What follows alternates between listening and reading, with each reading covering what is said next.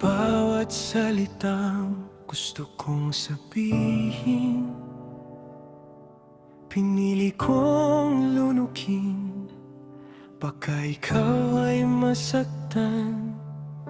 Hindi lahat ng mahal ay kailangang ipaglaban hanggang sa dulo ng laban. Tahimik akong nagmamasid habang dahan-dahan kang lumalayo. At kahit gusto kong pigilan, mas mahalaga ang ngiti mo kaysa sa sarili ko. Kung ang pag-ibig ay pag-unawa, kahit kapalit ay pagkawala, matututo akong magpaalam nang hindi mo namamalayan. Mahal kita, kaya hayaan na lang. Hindi dahil kulang, kundi dahil sobra. Kung ang pag-alis ko ang paraan para hindi ka masaktan, pipiliin kong mawala. Basta't manatili kang masaya.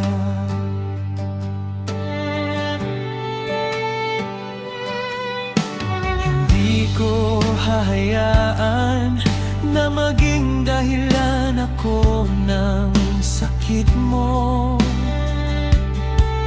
Mas pipiliin kong dalhin ng lungkot na dapat ay sa ating dalawa.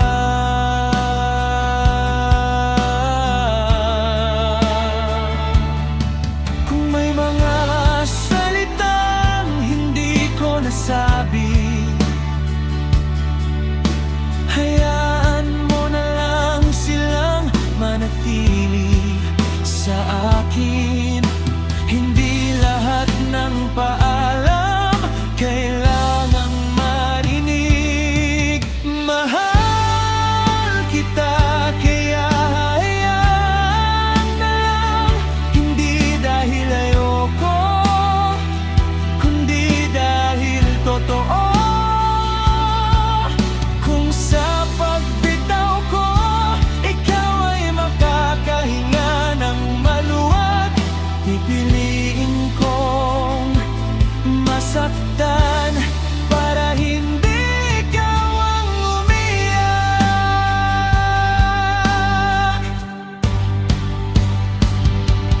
Darating din ang umaga na hindi na masakit ang alaala mo ng pagmamahal ay hindi na tanong kung sino ang naiwan, at kung sakaling maalala mo ang isang pusong tahimik na nagmahal. Huwag kang mag-alangang, hindi kita sinisi kailanman. Mahal kita at ito ang katotohanan. Hindi kita iiwan dahil kulang ka, kundi dahil sapat ka na para maging masaya kahit wala po. Ito ang huling beses na pipiliin kita sa pagbitaw.